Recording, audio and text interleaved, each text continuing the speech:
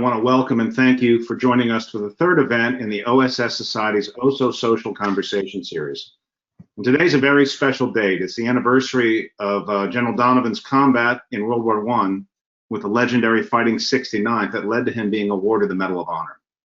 The inspiration for the name of this month-long series was drawn from the fact that so many OSS personnel were members of the Social Register. It was said its initials really stood for Oh So Social. And for this reason, we're asking everyone gathered tonight not to practice social distancing.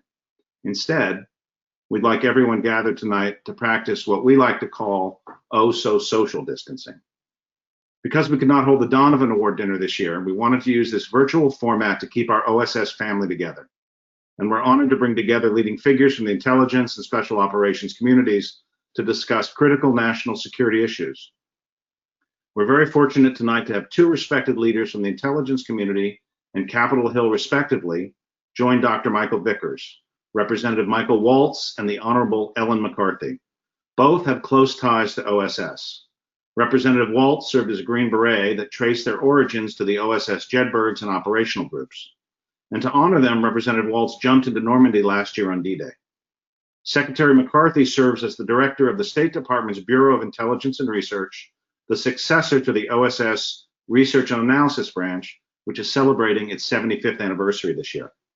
And I'd like to thank our series sponsor, Fiserv, the sponsor of tonight's event, Peraton, and our Oh So Social patrons for their generous support. I'd also like to thank our media sponsor, the Cipher Brief. And to the hundreds of people who are with us tonight, including members of the intelligence and special operations communities, the military service academies, representatives from the intelligence and armed service committees, amazing women in intelligence, and senior government officials, thank you for supporting the OSS Society and for your service. Tonight's discussion with Representative Waltz about national security challenges for the next administration was recorded. Our second discussion this evening is with Secretary McCarthy about INR. Before this evening's discussion begins, I'd like to spend a few minutes showing you the OSS Society's most ambitious project, building the National Museum of Intelligence and Special Operations. Eventually, programs such as tonight's will be held in the museum's Oh So Social Club, a bar that will serve as a gathering place for the special operations and intelligence communities, because as a special operator once told me, every operation starts or ends in a bar. And I'd like to show you a brief video about the museum. We welcome your support in making this vision a reality.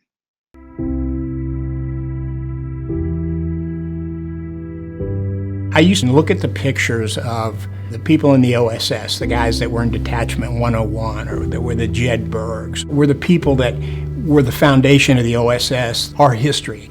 And I always used to look at the faces and I looked at the eyes. And what dawned on me was there's no difference between those people that were doing that as the greatest generation and the people that are doing it now. There's the same commitment, there's the same belief in country, there's the same love of what this nation stands for. Basically look at somebody and say, you need somebody to go? Send me. I'm your person.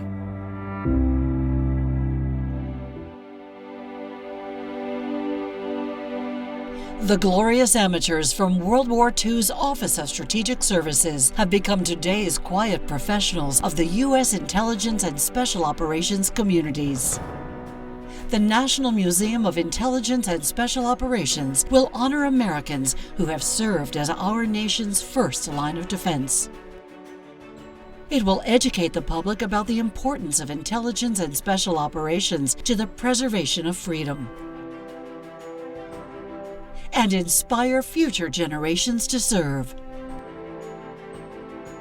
It will be a museum unlike any other, immersing visitors in what it takes to answer our nation's call. We have a unique opportunity to pay tribute to the silent warriors who fight in the shadows for us. By the very nature of their work, these silent warriors of the intelligence and special operations communities do their job out of public view. Their actions are vital to protecting our national security. The National Museum of Intelligence and Special Operations will tell their story of sacrifice and dedication and bravery. I ask you to join me in supporting this important effort. America needs this museum. The spearhead points the way forward in the past, the present, and the future. Find out how you can help make this museum a reality and honor those who keep us safe.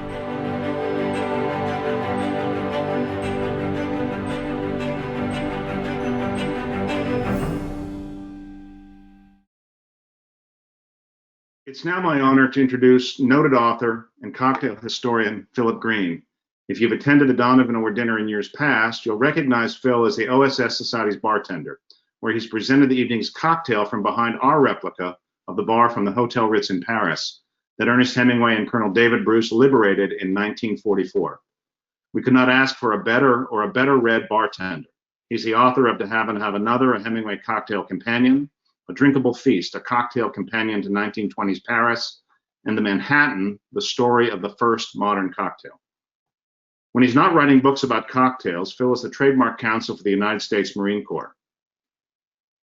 And tonight, Phil will be presenting the Fighting 69th Regimental cocktail. And as I mentioned earlier, General Donovan served with the Fighting 69th in World War I. The recipe for tonight's cocktail was sent to you with the evening's meeting link. We hope that you prepare the evening's cocktail along with Phil. And I'll be using the Fighting 69's own brand of Irish whiskey to make mine. So with that, please welcome Philip Green. Thank you, Charles. As always, it's such an honor to be presenting for the OSS Society. And I always have to smile when I'm introduced as a cocktail historian. I'm reminded of all the questions I used to get when I was in college. You're a history major. What are you ever going to do with that? So now they know. So a lot of attention is paid, of course, to General Donovan's exploits during World War II. He was, after all, the father of the OSS, the father of the modern U.S. intelligence community. But tonight we're going to pay homage to his exploits during World War I. Not many people know that Donovan won the Medal of Honor. It was actually action that took place October 14th and 15th of 1918. So 102 years ago, this action took place. Donovan is the only American to have received the United States' 4 highest awards: the Medal of Honor, the Distinguished Service Cross, the Distinguished Service Medal, and the National Security Medal. He also received the Croix de Guerre from the French government for his exploits during World War I. And probably most important to Donovan, he earned the nickname Wild Bill. So he said he didn't like the nickname; it bothered him. But his wife said that he probably secretly really cherished it. So during the First World War, General Donovan was a major in the 1st Battalion of the Fighting 69th, the so-called Irish Brigade from New York. He was from Buffalo himself. It was an illustrious fighting unit that dated back to the Civil War. You've heard of the nickname, the Fighting Irish. That's not from the Notre Dame football team. It was this unit that earned the name, the Fighting Irish. In fact, it may have been given to them by Robert E. Lee because they were such a staunch opponent of his. Their motto was then and still is now, gentle when stroked, fierce when provoked, the 69th Regiment. For over 150 years, the historic McSorley's Irish Pub in New York City has served as the unofficial base or headquarters of the Fighting 69th.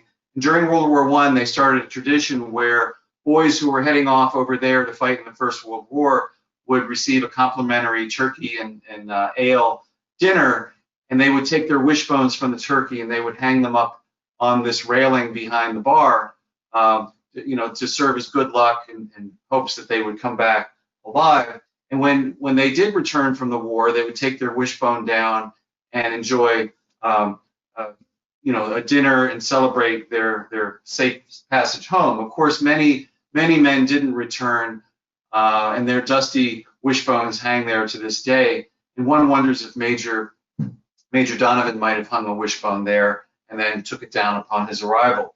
So in July of 1918, just over 102 years ago, Donovan led his troops against a heavily fortified position at Hill 152 as part of the Second Battle of the Marne. He was wounded several times but refused to leave his men, and the brigade suffered heavy casualties. Nevertheless, they persisted and took Hill 152 from the Germans. Donovan was awarded the Distinguished Service Cross for his actions and was promoted in the field to lieutenant colonel. Just 2 or 3 months later, they again went into battle, and he led the Irish Brigade to victory at the Côte de Châtillon, and this time he was awarded the Medal of Honor. And I'd like to read to you the citation from the Medal of Honor. Lieutenant Colonel Donovan personally led the assaulting wave in an attack upon a very strongly organized position, and when our troops were suffering heavy casualties, he encouraged all near him by his example, moving among his men in exposed positions, reorganizing decimated platoons, and accompanying them forward in attacks. When he was wounded in the leg by machine gun bullets, he refused to be evacuated and continued with his unit until it withdrew to a less exposed position. So these events occurred yesterday and today in 1918, 102 years ago. I mentioned the Fighting 69th earlier. It had a long-standing tradition of valor in the face of steep odds, and it didn't always prevail, unfortunately. At the Battle of Fredericksburg, the Confederates held a formidable position on Marye's Heights, up the hill from the Rappahannock River, and acting upon suicidal orders from General Ambrose Burnside, he pushed the Irish Brigade forward again and again against heavily fortified positions of the Confederates, including the illustrious Washington Artillery of New Orleans. 3 of my French Creole uncles were part of that battalion. The exploits of the 69th Regiment during the Civil War were immortalized by poet Joyce Kilmer, who actually happened to be Lieutenant Colonel Donovan's adjutant during the war. In his poem, When the 69th Comes Back, the men who fought at Marye's Heights will aid us from the sky. They showed the world at Fredericksburg how Irish soldiers die. At Blackburn Ford, they think of us, Atlanta and Bull Run. There are many silver rings on the old flagstaff, but there's room for another one. Sadly, Joyce Kilmer, who was a member of the Fighting 69th and fought alongside Donovan in World War I, was killed in action at the attack on Hill 152 I mentioned earlier. The 69th, the history is pretty fascinating. It was once led by General Thomas Francis Marr, an Irish revolutionary who became a general in the Union Army during the Civil War. But before the war, in Ireland, he was a revolutionary. He was arrested and tried for sedition, was convicted, and was exiled to Australia, the other side of the world, where all good prisoners go. Well, he escaped from Australia, came to the United States, and became governor of the territory of Montana after the Civil War. The Irish tricolor flag, you might realize it looks similar to the tricolor of France. He actually had the idea of modeling the Irish flag after the French flag to symbolize the orange and the green symbolizing the Protestant and the Catholic, and the white representing the peace between the two. So according to legend, General Marr at Fredericksburg, the aforementioned Battle of Fredericksburg, he asked an aide to bring him a wee bit of Irish whiskey and some Vichy, seltzer water. Unable to find any Vichy water, the aide settled for a different effervescent drink that would be champagne, and thus the 69th Regiment cocktail was invented.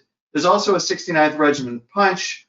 You'll find it in the world's first cocktail book, which was published in 1862, the first full year of the Civil War, by Jerry Thomas, his Bartender's Guide of 1862. It's a mixture of Scotch whiskey, Irish whiskey, lemon juice, sugar, and hot water. Thomas referred to it as a capital punch for a cold night. Well, it's not very cold tonight, and Charles and I decided let's stick with the 69th Regiment cocktail. So let me show you how to make this drink. First, you want to open your bottle of champagne. Very simple drink to make.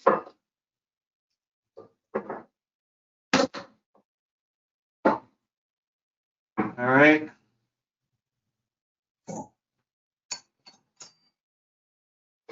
So I always chill my cocktail glasses ahead of time. You're just going to take 1 ounce of Irish whiskey. I'm just using Jameson's tonight.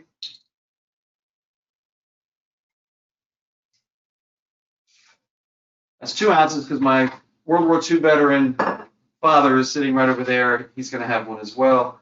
You want to add a little bit of ice to that, chill it, and take a little bit of the edge off the Irish whiskey.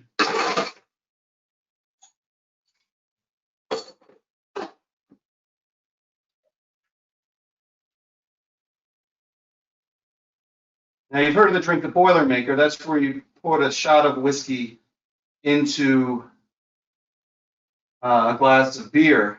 Well, this is more of an upscale Boilermaker, if you will, where we're using champagne instead of beer. So you want to fill your Irish whiskey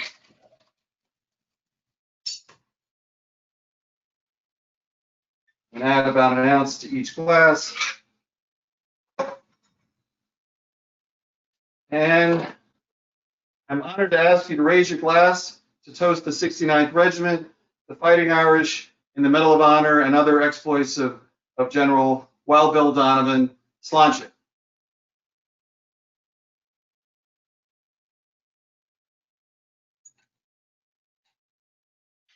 Thank you, Phil.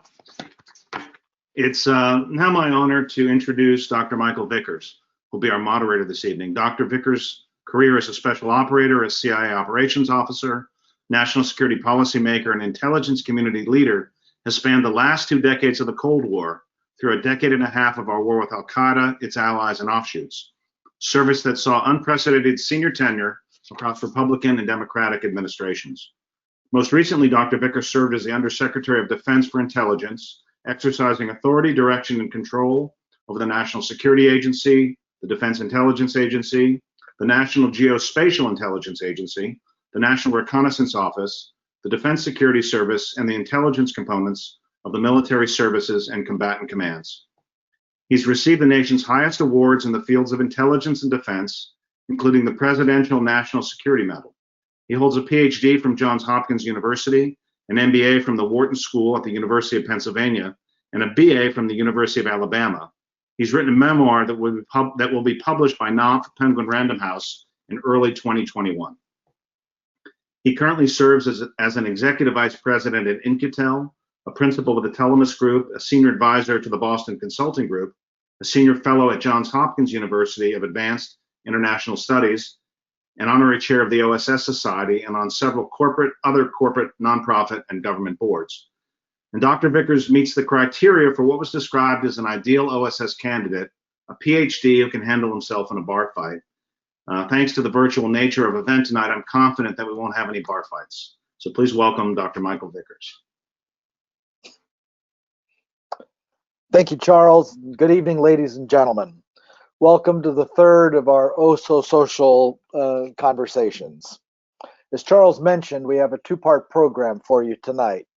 A discussion of the major national security challenges that will face our next administration, and then a conversation about the State Department's Bureau of Intelligence and Research with Assistant Secretary of State Ellen McCarthy. You'll hear the conversation we pre-recorded with Congressman Waltz first, and then we'll have a live conversation with Secretary McCarthy, and then she'll take questions from the audience. Before we play the recording, let me introduce Congressman Waltz. Mike represents Florida's 6th Congressional District in Northeast Florida and serves on the House Armed Services Committee and the Committee on Science, Space, and Technology. Particularly near and dear to my heart, Mike is the first Green Beret to serve in Congress. A retired Army Lieutenant Colonel, Mike served multiple combat tours in Afghanistan, the Middle East, and Africa. He also served in the Office of the Secretary of Defense and as Vice President Cheney's counterterrorism advisor in the final years of the Bush administration. He is the author of Warrior Diplomat, A Green Beret's Battles from Washington to Afghanistan. Mike and I worked closely together on counterterrorism policy when I was the Assistant Secretary of Defense for Special Operations, Low Intensity Conflict, and Interdependent Capabilities. Later, I visited his Special Forces National Guard Company when he was deployed to eastern Afghanistan during the Obama administration. Before he was elected to Congress, Mike co-founded and built a very successful defense and intelligence services company, Metis Solutions. We'll now play my discussion with Mike on the major national security challenges with Congressman Waltz. Mike, it's a great pleasure to welcome you to the Oh So Social Conversation series. Let's start with the big picture: great power competition, global and regional threats, and then domestic challenges. During the final years of the Obama administration, our primary national security challenges were described as the Big Five: China, Russia, Iran, North Korea, and global jihadist groups, Al-Qaeda and ISIS. In 2018, the Trump administration released its national defense strategy that gave primacy to renewed great power competition with China and Russia. Some describe the new priorities as the 2+3 strategy, or 1+4, depending on whether China is seen as in a category by itself or grouped with Russia as great power adversaries.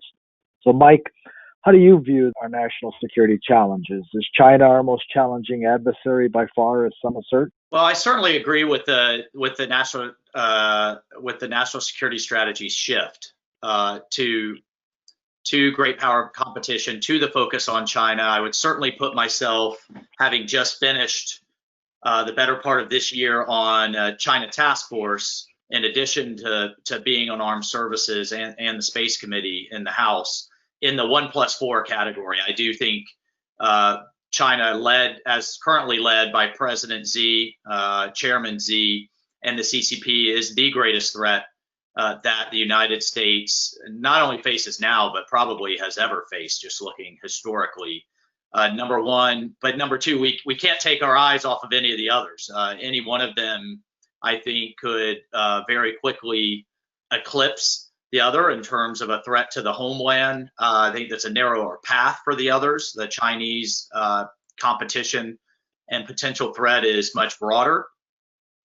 But at the end of the day, Mike, as described, it's China, Russia, Iran, North Korea, the ongoing threat of extremism. But I would just overlay that with 25 trillion in debt.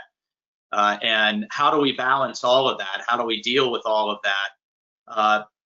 Overlaid with diminishing resources and growing debt, I think that's really the existential kind of question, at least for my time in Congress, probably for the rest of my time. That I'll be there, and is certainly something that the Armed Services Committee, strategists in the Pentagon, and as a country, not just the National Security Committee, but as a country, that we need to be thinking about. Oh, fantastic, Mike. So that's a really great overview, and I want to come back to China in more detail in a few minutes. Tell me now, how serious or what kind of threat do you believe Russia poses? Well, Russia's a diminishing power by most estimates. In fact, with its current death rates, current birth rates, and its demographics, it could be a country with a population less than 50 million by 2050. So just understanding where it's going from a demographic standpoint, where it's going in terms of its economic dependency on fossil fuels, and really the decline in many ways of its military, except for a very small portion that has been, I think, very adroitly used by President Putin. Really, the obvious continuing threat is its nuclear arsenal, and Putin's efforts to modernize portions of it, particularly in hypersonics, particularly in other capabilities that could challenge our missile defenses.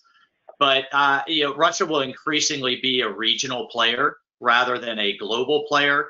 One that, of course, as long as it has that nuclear arsenal, one we have to take very seriously. But I think as another decade goes by, it will continue to slide in terms of our concerns in comparison to China. So you've spent a lot of time in Afghanistan and on counterterrorism policy. What do you think of the plan to withdraw? Yeah. What do you think?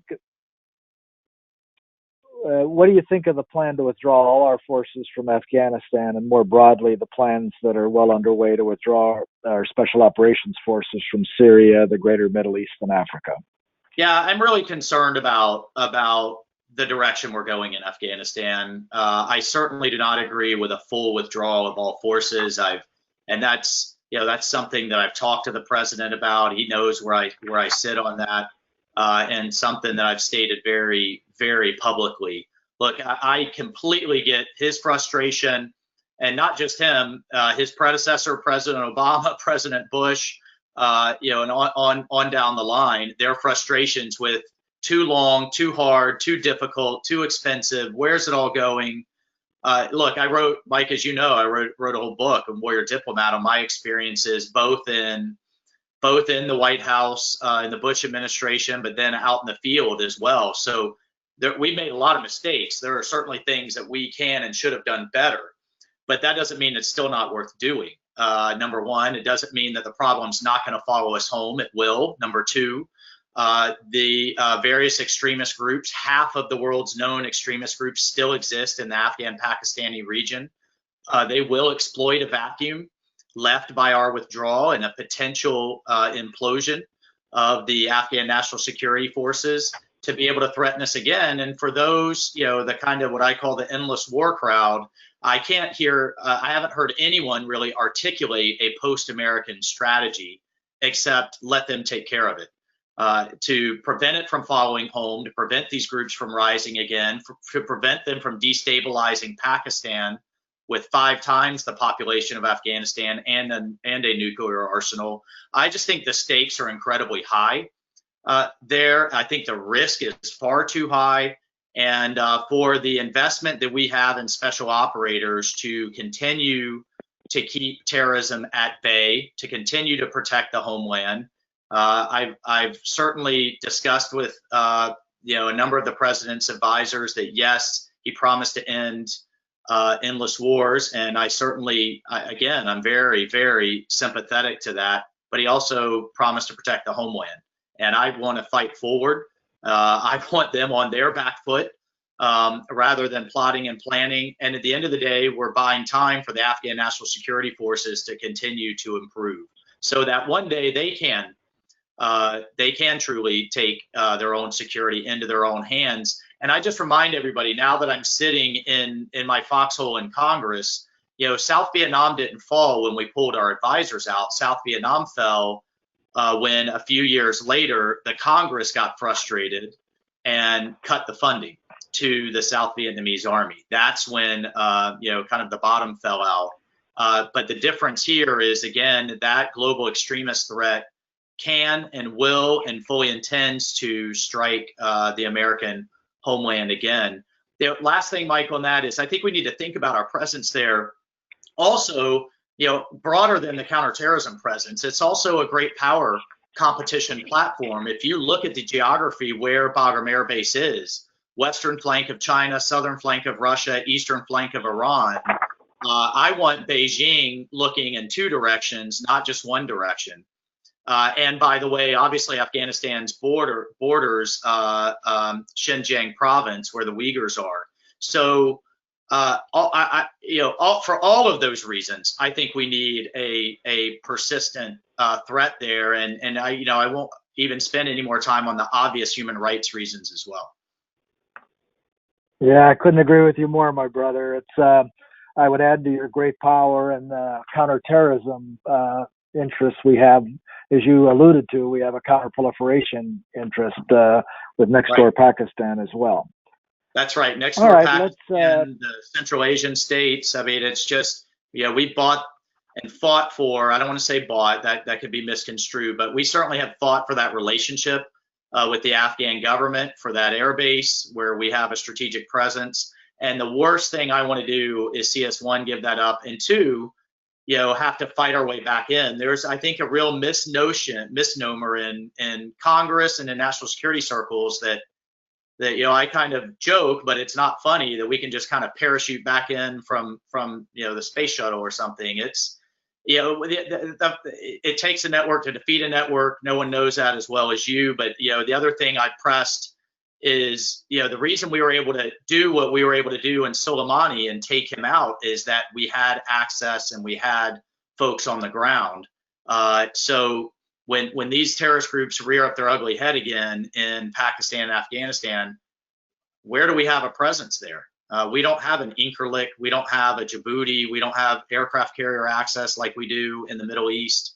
And so, again, as long as I've got a voice and sitting where I'm sitting, I'll continue to fight for us to have a responsible forward presence. Well, good for you. Certainly applaud as you do that. All right, so I know you're pressed a bit for time, so let's come back to, in our remaining time, let's come back in a little more detail to great power competition with China and Russia. So let's first turn to the specific challenges posed by a rising China. There seems to be a broad bipartisan consensus that our China strategy of engage and hedge that we have pursued across several administrations has not worked as well as we'd hoped, and we haven't seen decisive results yet from the shift in strategy that's taken place in the Trump administration. What do you see as the primary challenges to U.S. national security that China poses, and how should we prioritize and respond to them? Yeah, well, I think you have to look at it from, through the prism of Chinese military theory and how they view things. And they actually view, at least from my understanding and perspective, if we do come to some type of military conflict, that they failed.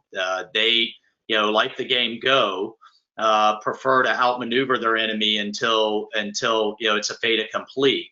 I think they're doing that right now, economically, diplomatically, and certainly from an informational standpoint. So some things that I've been focused on, one is their access to capital. The fact that we're on the verge of the thrift savings plan, the military's retirement plan, from making an investment decision into the Beijing Stock Exchange, I thought was highly irresponsible.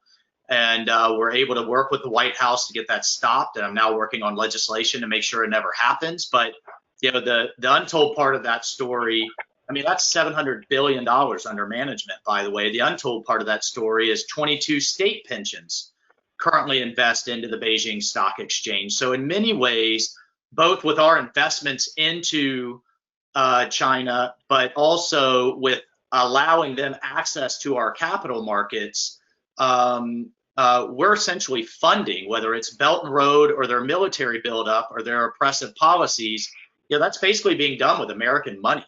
And I don't think we've ever done anything like that in history. I can't imagine that we would have retirement plans investing into the Soviet exchange.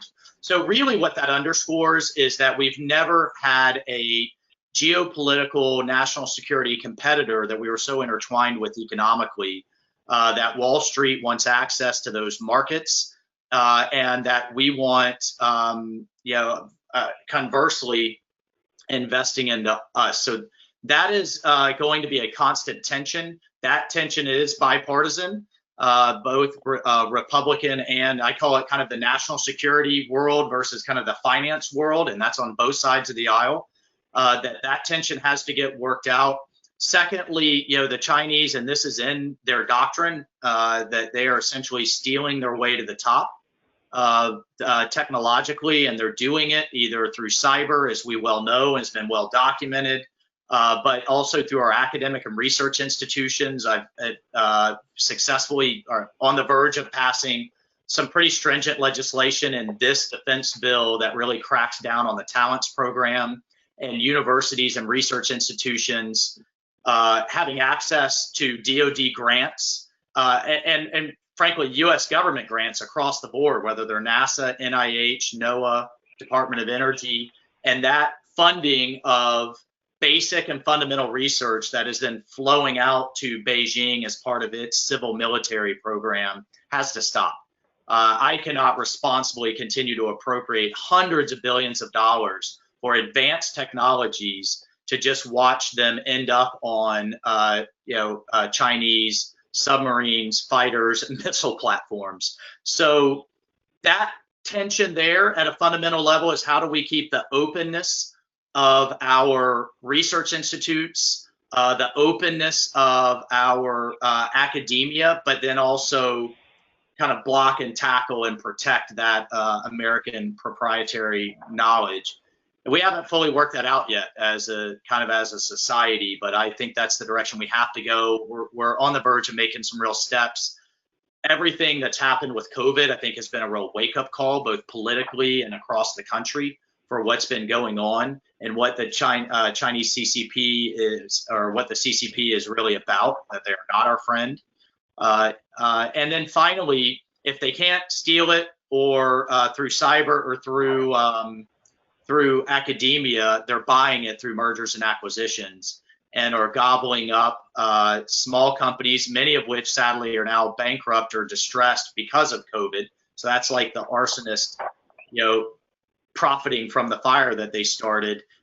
We made some important CFIUS reforms, as you know, to protect those technologies on the back end. In this next Congress, I want to look on how to protect it on the front end, so that if you are building your business or performing on government contracts, on the front end, in the contract terms, what you can or can't do with that business down the road once it's successful, in terms of selling it, who you can sell to, and what you can do with it. I think that actually will create a lot of certainty in the private equity market and the investment market, because you don't have this question mark of whether a business gets through the CFIUS reforms, and it'll just be better to protect our technologies. But at the end of the day, the fact that Chinese-backed money is buying up, whether it's in robotics, advanced materials, or what have you, is unacceptable. So for all those reasons, I mean, Mike, this is a long question that I could spend the next hour on, of what they're doing in international institutions in terms of standard setting, what they're doing to essentially cut the legs out from under Taiwan.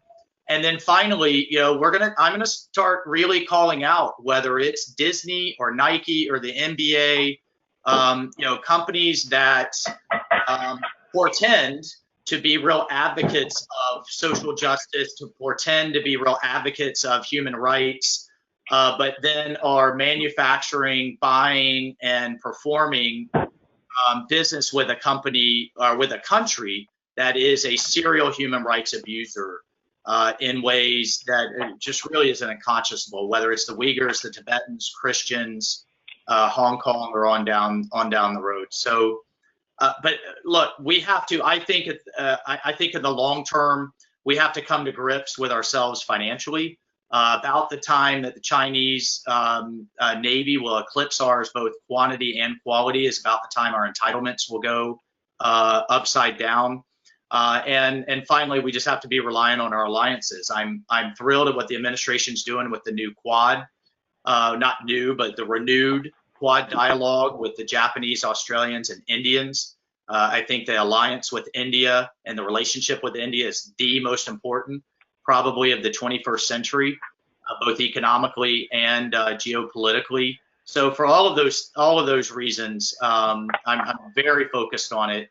And this, to me, is the challenge of the rest of this century. Well, I certainly agree that economic and technological competition with China is our number one national security challenge, and that has a lot of facets. So let me ask you two more questions, and then we'll wrap up. So first, the Trump administration has created a Space Command and a Space Force, but at this point, the Space Force is little more than a merger of existing space organizations within the Department of Air Force. Given that you focus on space, do you think we're moving fast enough, and where do we need to go? Yeah, just cards on the table. I was a real advocate of the move towards a Space Force, and hope to have had a small part in pushing that over the finish line. That actually was bipartisan just a few years ago, passed almost unanimously out of the Defense Committee. I think when the president, who could be, as we all know, a bit controversial, when he put his kind of finger on the scale, then suddenly we had some opposition. But that's politics in Washington. Look, at the end of the day, the difference between now and 50 years ago, when Apollo was going up, was that our entire modern economy is dependent on space, from agriculture to finance, obviously telecommunications, weather, on down the road. The Chinese in particular have developed the capability to take that down, to put that at threat, put that at risk. And just as the Air Force split off from the Army and we dominated air power the 20th century, I felt they needed an equal seat at the table in the Pentagon and in the Congress, and when it comes to budgets and that dynamic that I described, which is going to be a crunched budget environment over the next decade, to be able to defend those critical assets. Every single war game now, the first shots are fired in space, and the Chinese did more launches in 2018 than the rest of the world combined. So for all of those reasons, we made a big step in just getting New Branch established. You're right, and we have a long way to go. But I'll continue to push, sitting on both the Civilian Space Committee and the Armed Services Committee in Congress. Yeah, good for you. I mean, I think space superiority is to the 21st century what air superiority was to the 20th. So again, certainly an area I'll be cheering you on. Okay, so let's wrap up with one question on Russia. Sure. Russia poses a number of challenges to us, ranging from blurring the distinction between peace and war and hybrid warfare, and then, as you mentioned, on the strategic realm, its escalate to de-escalate strategy using the threat of nuclear, cyber, or other forms of strategic attack. They also, of course, use information warfare to really sow divisions and interfere in our politics and our society and those of our allies. Do we need to do more to restore deterrence against Russia, particularly in this area of information warfare? Yeah, I think you hit the nail on the head. Just for the very near term, in terms of election security, I would encourage everybody to think about that kind of in two buckets. First bucket is just the physical protection, cyber protection of the infrastructure, the ballot machines, how votes are tabulated, the data, voter data, and then how those totals are communicated, right, in a responsible way. I am much more comfortable than where we were at the end of the Obama administration.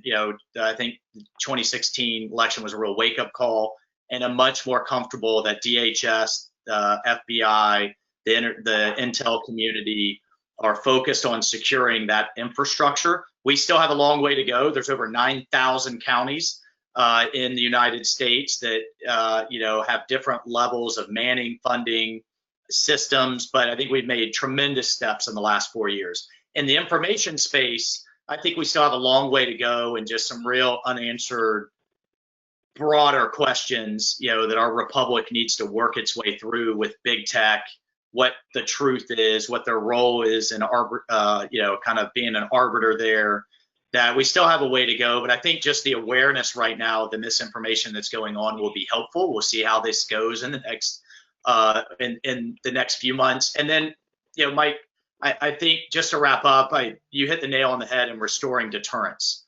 Whether it's the Russians, Iranians, Chinese, or others, they are going to continue to press at what is our greatest strength, was our openness, but can also be our greatest weakness, until they know, I think, that we have the capability and the will to respond in kind. So it's kind of the old adage of blinking the lights in the Kremlin. And what these regimes care about the most is their own survival, and what they fear the most is their own people. And I think we can both covertly and overtly demonstrate a capability and a will to. I just think it's the only way they're ever going to truly back down and stop. Otherwise, we're kind of like we were with counterterrorism in the 90s. We're trying to play perfect defense. We're trying to bat 1,000, and that is almost impossible to do. We have to reestablish deterrence in these realms. Well, Mike, that was very informative, and thanks very much for the social conversation. All right. Well, I wish we were together drinking a bourbon or drinking out of Hemingway's recipe book that I got in my last OSS dinner. But sometime in the future, when we get this vaccine in place, look forward to seeing you, Mike. All right. Likewise. Take care. All right. God bless. Take care. Let me now welcome Secretary Ellen McCarthy to the program. Ellen's intelligence career in and out of government has spanned more than 3 decades. She began as an analyst in the Office of Naval Intelligence and with the Atlantic Fleet, and then rose to become Director of Intelligence Operations, Strategy, and Policy for the Coast Guard, then Director of Human Capital and Acting Director of Security in my old organization, the Office of the Undersecretary of Defense for Intelligence, the Chief Operating Officer at the National Geospatial Intelligence Agency, and now our Assistant Secretary of State in the Bureau of Intelligence and Research. Ellen and I have also worked together in several of our positions. In the private sector, she has served as President of the Intelligence and National Security Alliance and as President of Nobilis, a new firm serving the intelligence community. Ellen, it's great to see you. Welcome to our Oh So Social Conversation series. It's so good to be here.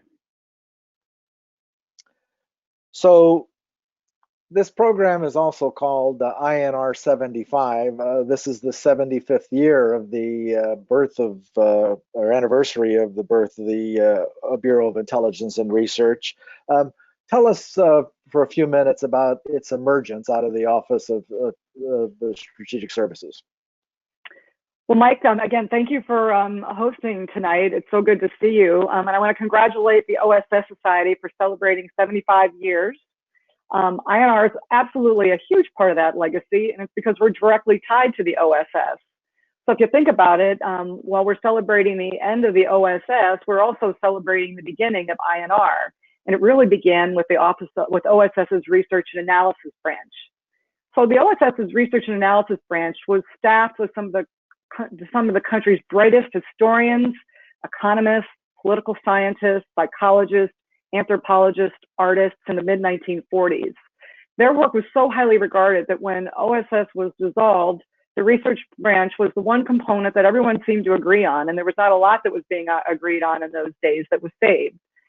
General Donovan absolutely had a soft spot for RNA, and literally on his last day of work, referred to RNA as the branch that really was, he quoted, much of our success was based on good old-fashioned intellectual sweat. And so in October of 1945, when OSS was disbanded, the Research and Analysis Branch was moved to the State Department. So President Truman was not a fan of Donovan or the OSS, but he also had a soft spot for its analysts. And upon signing the letter that transferred the Research and Analysis Branch, he was quoted as saying, "This marks the beginning of the development of a coordinated system of foreign intelligence within the permanent framework of the government." You know, I think I've learned that timing is really everything, because Donovan had been working with President Roosevelt on creating a independent intelligence organization. And, you know, when President Roosevelt passed away rather suddenly, that sort of put the end to any and all of those plans. President Truman did not share his great affection for Donovan nor for the plan. And so that's one reason why Research and Analysis moved to state. So today that bureau exists today as the Bureau of Intelligence and Research, what we are called INR. So we're the only remaining continuously operating unit of the OSS. A lot has changed over the years, but I'm very proud of our lineage to the OSS. And I'll tell you, it's so interesting as I read books and I hear the descriptors. It's amazing how the characteristics of the OSS certainly still are in existence at INR and across the IC for that matter. Like the OSS Research Branch, INR is staffed with the best and brightest. Most of our analysts have multiple master's degrees and doctorates in their area, and we maintain that speaking truth to power reputation, much like all the other elements of the IC. I've been told by some of our historians at state that they were not very happy when RNA came to state, because we had a reputation of saying things that not everybody wanted to hear. And I'll tell you, INR absolutely lives up to that model. So during the Vietnam and Gulf Wars, INR stood alone amongst the other intelligence agencies in our assessment, which turned out to be right. And even as recently as today, our analysts are providing written dissents to community-wide reports that go to the highest levels of government. So looking at the Cold War and the post-Cold War, in the 1940s and 50s, INR was called the Office of Intelligence Research for a time, which essentially was OSS's research branch. It was very departmentalized, as many of the policy bureaus were resentful of the experts second-guessing them. This is according to Martha Mautner, who was an analyst at the time. The office at that time had a very extensive staff of serious scholars on Soviet and Russian affairs. It really was the only major center in the United States for that kind of work, as most of the universities had not developed their Soviet studies programs. During these early years, INR produced a series of basic intelligence studies, which were called National Intelligence Surveys. Their aim was to prepare the warrior diplomats for deployments. But in the early 60s, as the Cold War tensions intensified, INR's outputs increasingly emphasized current intelligence. The national intelligence surveys and the basic research and biographical data were actually pulled out of State Department and transferred to CIA. That left INR operating with about 400 people. I'm going to talk about that a little more later, or at least I hope you'll give me a chance to talk a little bit more about that later. So when we started, we were about 1,500 people. And at that point, we were down to 400. We became much more current focused, and it was translated into daily morning briefings for the Secretary of State and round-the-clock estimates for the Bureau principals. As its products diversified, so did our personnel. Foreign service officers began rotating in and out of INR in greater frequency, which really provides for more country experience and providing the civil service with more connectivity to the foreign service. In the decades that followed, INR would be called upon to separate actionable signals from geopolitical noise, from China's race to the bomb to Iraq's missing stockpiles. Time and time again, INR's products and personnel and the culture underwriting them would deliver. So where is INR today? Well, we're dual-headed. We're one of the 16 elements of the intelligence community, which is led by the Director of National Intelligence. This means that I have two bosses, both the Secretary of State and the Director of National Intelligence. So you never can have too many bosses. And I know you knew that when you were at USDI and a lot of places you've been in the past, Mike. INR is also one of 40 bureaus in the Department of State. So putting a positive spin on the dual-headed situation, we refer to ourselves as the State Department's intelligence agency, and we exist to provide intelligence at the point of diplomacy. At State, INR is focused solely on informing U.S. diplomacy and foreign policy making up worldwide. Our policymakers' focus starts at the top with the President of the United States. Every day, INR contributes and coordinates on special intelligence products called the President's Daily Briefing articles. I'm proud to say that INR actually contributes to the PDB more per capita than any other intelligence community element, to include CIA and the Defense Intelligence Agency, our sister all-source intelligence partners. We know that because our analysts are very tuned in to what policy issues are. And again, I think what sets INR apart is truly that partnership and that day-to-day interaction with the policymaker. So of course, the Secretary of State is my direct boss. I report to him directly, and he's a voracious reader of intelligence. He reads everything we send him every day. And this can be a blessing and a curse.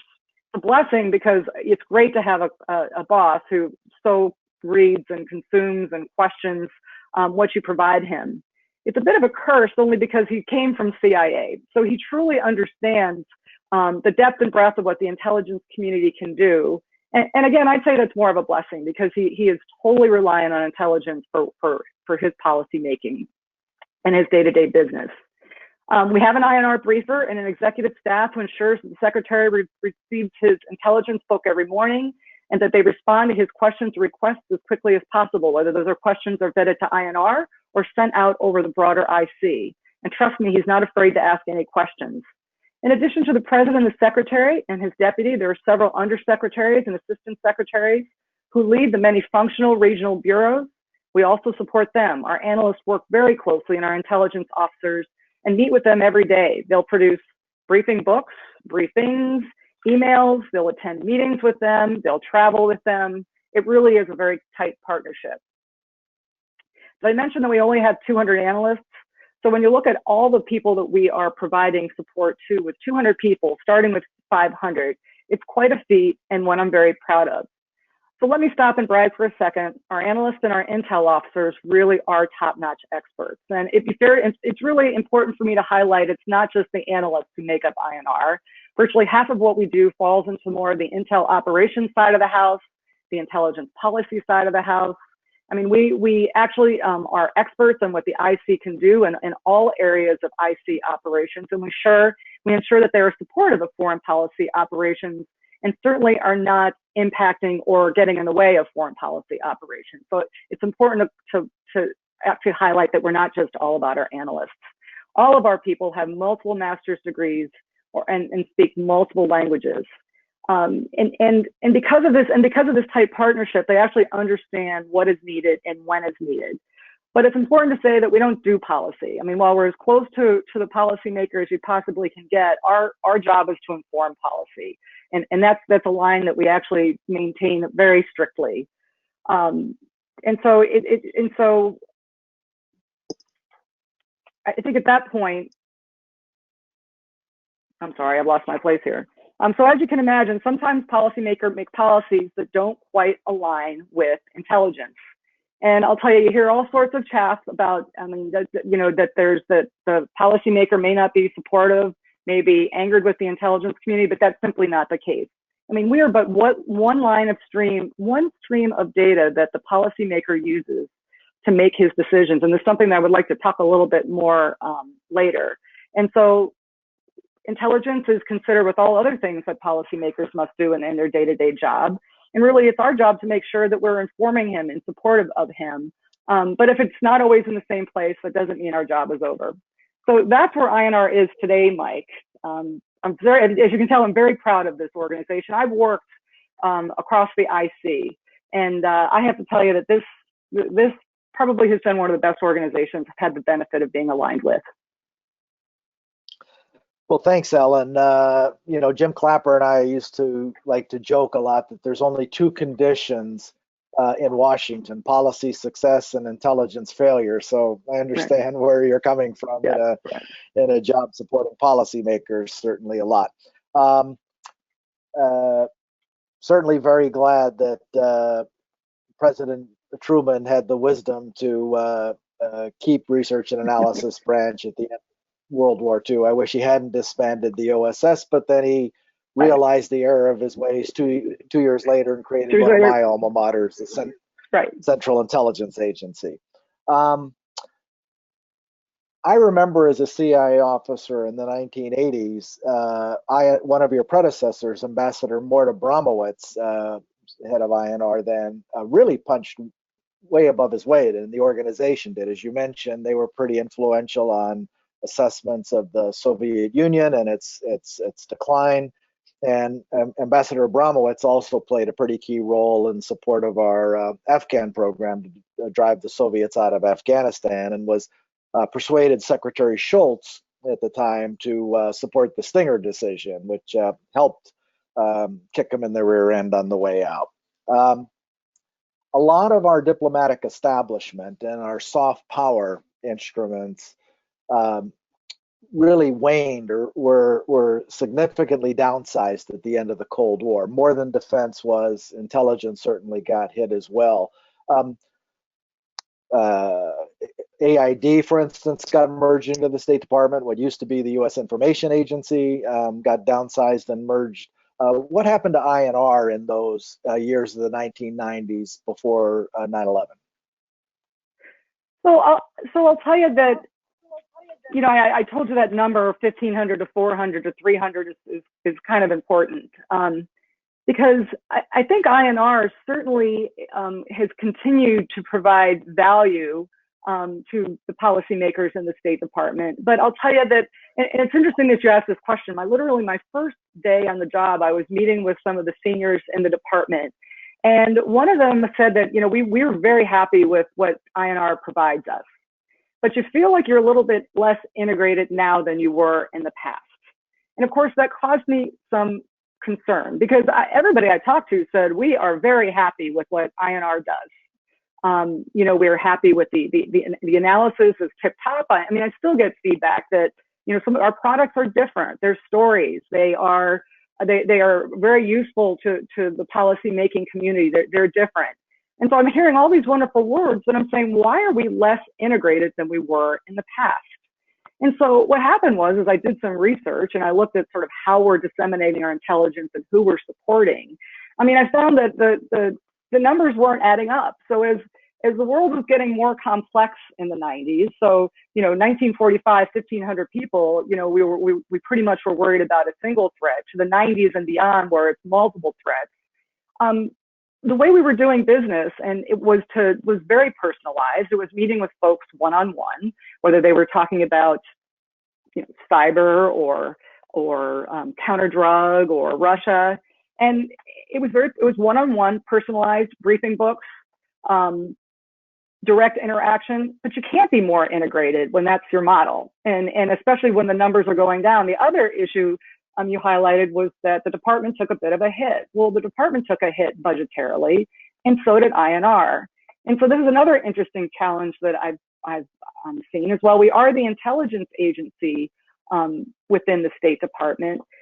We also are a bureau. And so when there's a budget hit or there's a reduction in people or when there's a change in the way we operate, we take on the same, the same hits just like all the other bureaus in the Department of State, which of course has made me ask the question, but why? Because I look at my partners in the IC, I look at the CIAs and the DIAs of the world, and they certainly haven't had to take similar cuts. They certainly are supporting multiple missions. And so it's interesting. I think INR is still doing a fantastic job. I'm actually working on some capabilities that will help us better articulate what our value is. But I think we've got to look at the fact that we're an intelligence organization and really work more closely with the DNI to get that investment so that we can really focus on supporting diplomacy in the future. All right, let's shift gears a bit and talk broadly about intelligence reform, including, if you'd like, on the future of INR. You said you wanted to come back to that. Yeah. But you've spent nearly 3 decades as an intelligence officer, as we discussed earlier, in a wide range of positions and have broad experience across the intelligence community. Do you think the IC needs to further change going forward to better address the national security challenges we have looking ahead, and also new opportunities offered by new technologies, whether it be organizational reform, change in how we manage and bring in talent, shift in mission focus? Over to you.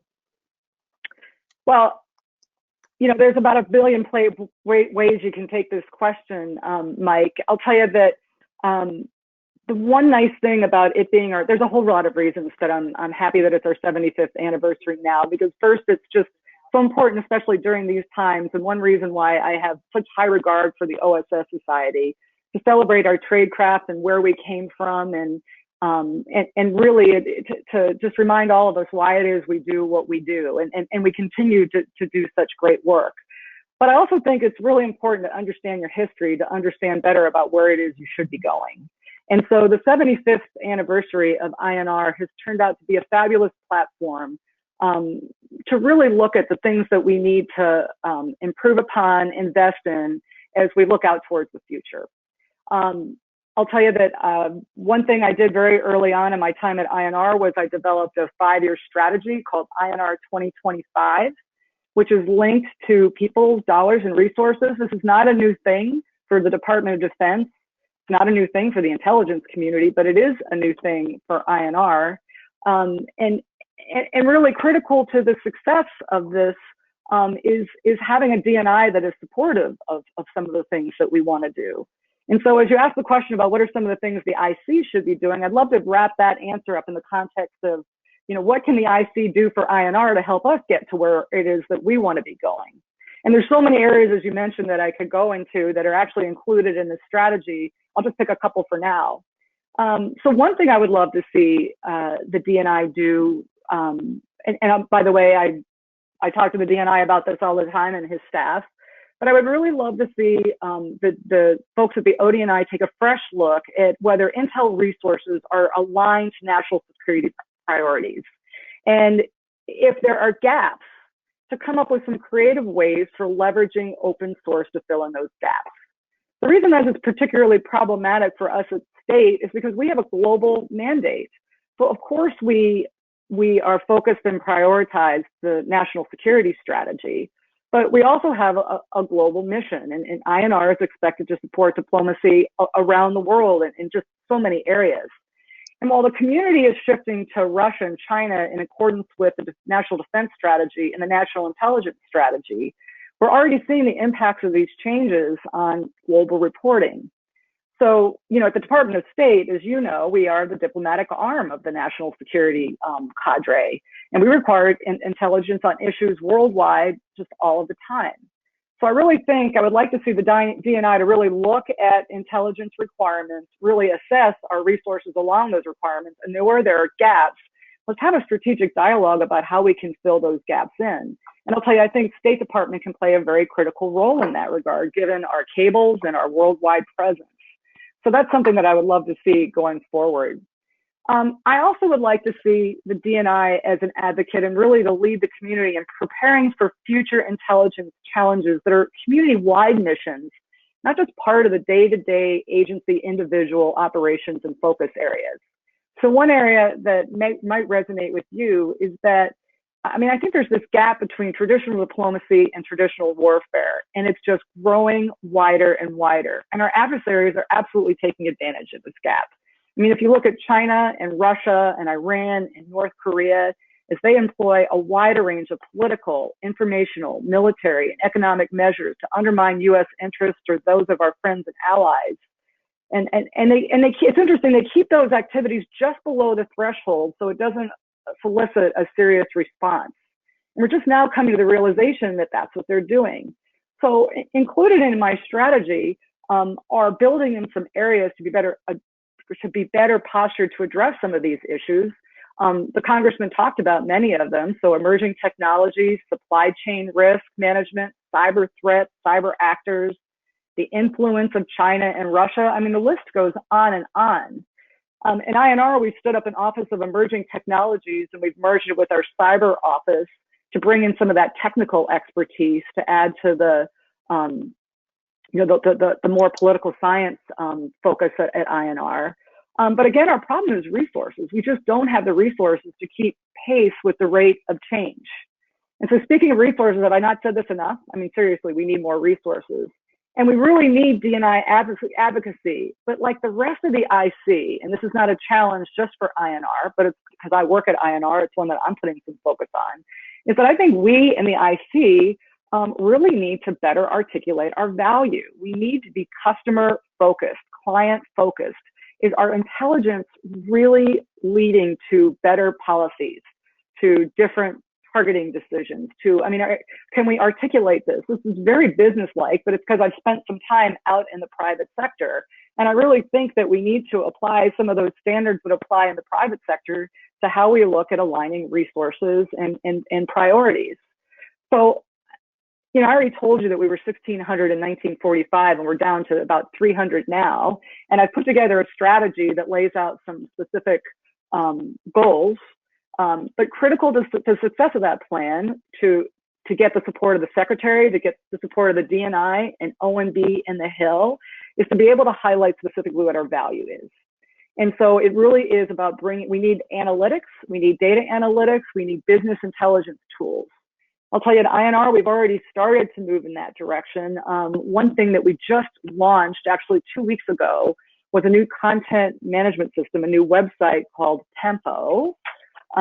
We launched it on the JWIX side first, but it's going to be out on CIPRNet, and there's a pared down version of it on the UNCLAS side. And it is a new digital platform. It should look a lot like The Wire, because I actually brought the person over who created The Wire to INR to develop Tempo. And the goal of Tempo is really to help push out INR's very unique products and services, and to really get it out to across the community, across the government, and mostly within the State Department, especially at the posts. But an important capability that's embedded in Tempo is some just basic business analytics capabilities.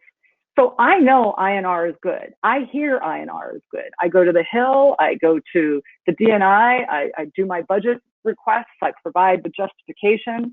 But my problem is I really can't say how our products are being used. And again, this is not just a challenge for INR. With Tempo and some of the basic business analytics capabilities, and we're already seeing it just on the launch, I can actually go and say, no, this is where it's being used, this is where it's being taken, it has been incorporated into a policy initiative. I actually can talk about it. And I'll tell you that I think that, this is just the start.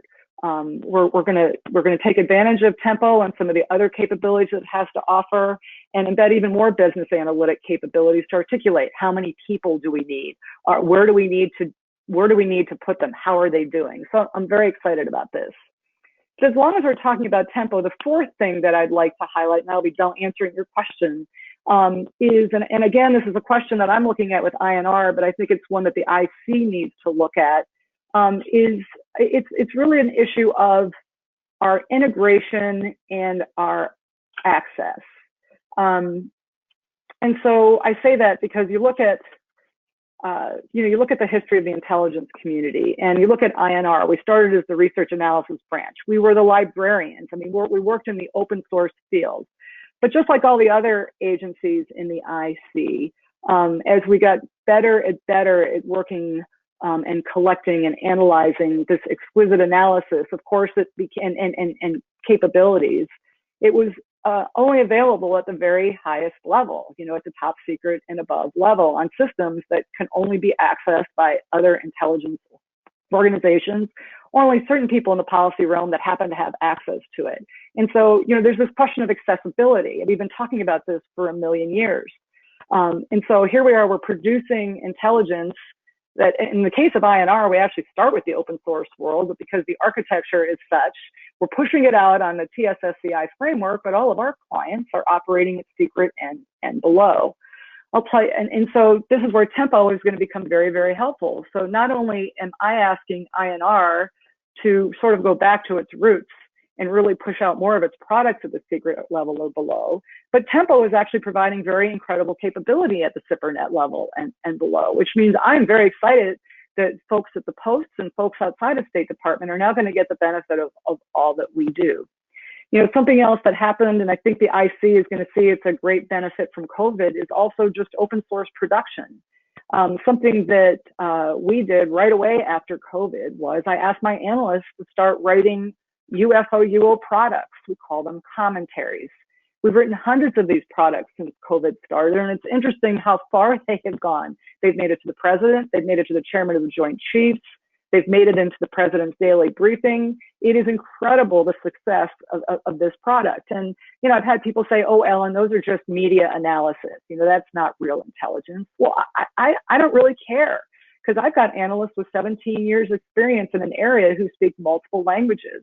This just shows that our policymakers are starving for data and insights that they can use. And so these commentaries have been a huge success.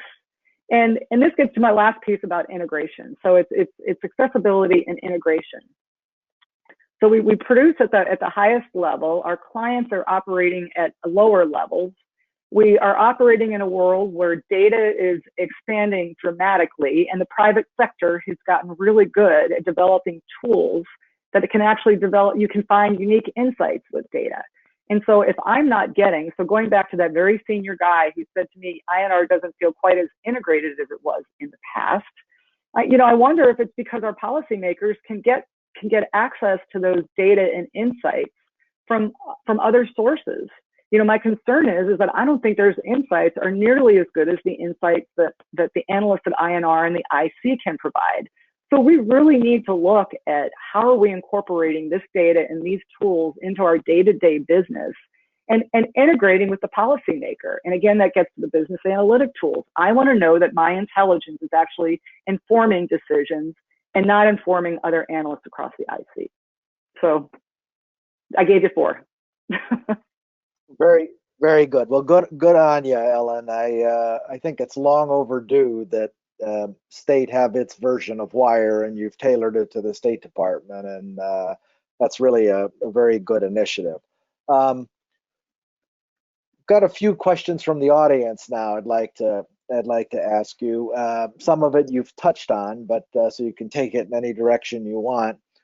One person referred to the investments that China is making in emerging technologies, in this particular case in quantum computing, but also in artificial intelligence, automation, biotechnology. As you heard from my conversation with Congressman Waltz, I strongly believe we're in an innovation arms race, to use that term loosely, with China, and that will determine a lot about the future of international relations 30 years from now. I'm glad to hear that you're refashioning INR to look at some of these emerging technologies. If you could talk a bit about that more, and then also how you're exploiting some of these technologies like automation and AI to enhance the work of INR, as well as reporting on what others are doing.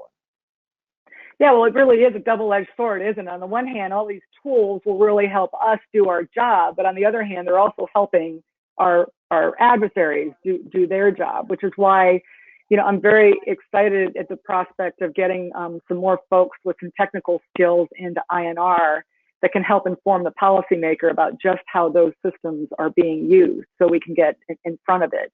I'll tell you, on some level, I think we've had some success with that as we've looked at the 5G and Huawei and how our allies may be incorporating Huawei into their architecture and the things they need to do about it. And so I think this is actually an incredible example of where this linkage with intelligence and the policymaker can help.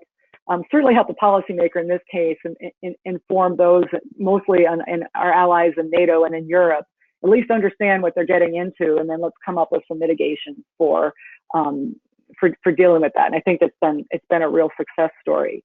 So, I mean, in terms of how are we leveraging AI, I'll tell you that to do our job, I'll tell you this is where I get to that resource issue. This is where I've laid out a strategy that has various initiatives. I'll tell you one of my priorities going into this next fiscal year. Tempo was for this last fiscal year, but going into the next fiscal year is I really want to move all of our data out into the cloud. Most of the other agencies have gone there, but we're not quite there yet. And so the DNI is actually helping us in this regard. I mean, I think that's critically important then, once we have our data in a place where we can now use some of the tools and capabilities that have already been provided to the IC that we just don't have access to, especially in the open source realm. I'll tell you that is a focus area for us. And so I'll tell you that's something that we're looking at doing in this next fiscal year. And I think that's going to take INR to a whole different level in terms of how we do our analysis. Another example is I just the other day, I'm sorry. So, well, go ahead. Go ahead and finish. That's okay. So there's a related question to that, which is, one of the technology research arms of the IC is the Intelligence Advanced Research Projects Agency, the IC equivalent of DARPA. One of our viewers has a question for you about what's INR's relationship with IRPA. So, actually, it's interesting you said that. I've actually met with both DARPA and IRPA because they both have approached INR and State Department for that matter as a very interesting place to do let's do some tests. Let's look at it as a sandbox where we can test some capabilities.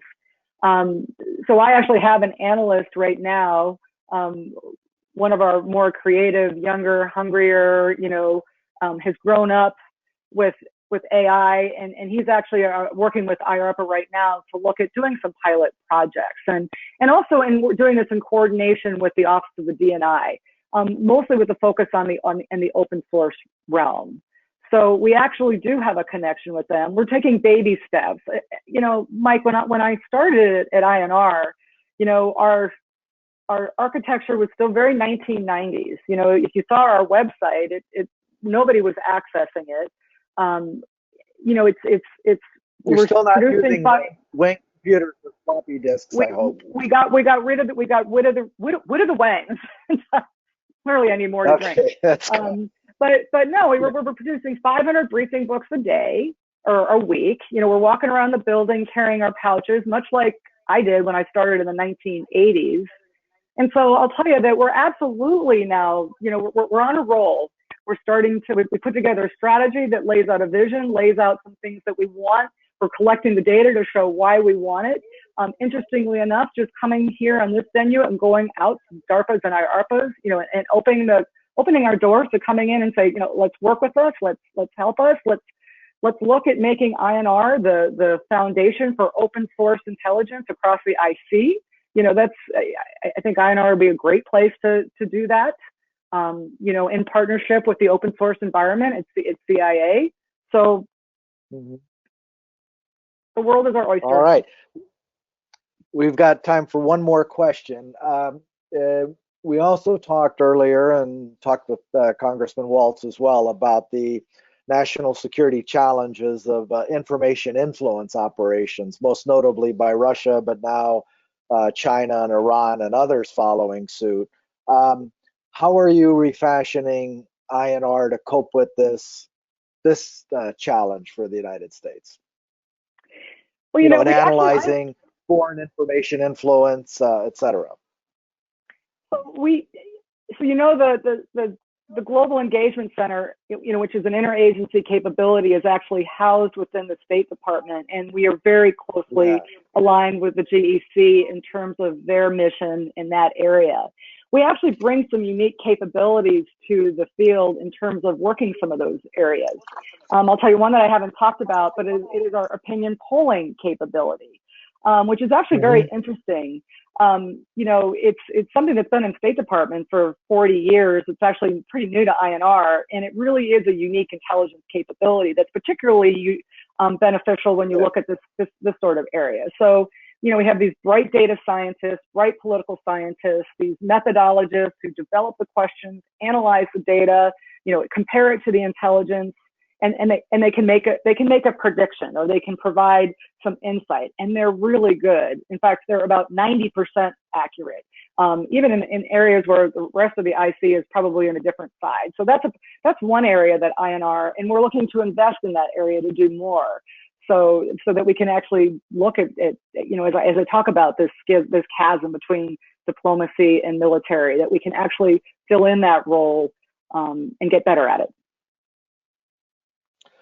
All right. Well, Ellen, it's been wonderful to see you again, and I applaud so much of what you're doing, and wish you all the best in the remainder of your tenure. And I hope your tenure lasts a long time, because you're doing really good work. For our audience, next week we'll be continuing our discussion on intelligence with my good friend Michael Morell, former Deputy Director and Acting Director of CIA. And Charles, we'll turn it over to you now.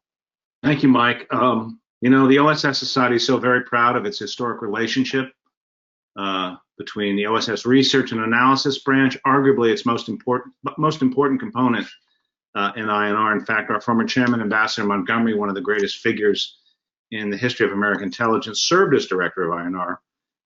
He wasn't just a PhD who could handle himself in a bar fight. He was so smart that he was made a PhD as an undergraduate at Harvard. And so I just want to be sure to mention Ambassador Montgomery, and also how proud I was to present a replica of the OSS Congressional Gold Medal to Secretary McCarthy in General Donovan's office not too long ago. A few other points I'd like to make about the Research and Analysis Branch. It created area studies, a little known fact about it. General Donovan referred to the Research and Analysis Branch's personnel as his professors, and the RNA branch referred to itself humorously as the Chairborne Division. But I'd like to thank Dr. Vickers and Representative Waltz, Secretary McCarthy, for sharing their time with us tonight and for their selfless service to our nation. And I'd also like to thank our series sponsor again, Fiserv, and our event sponsor, Peraton.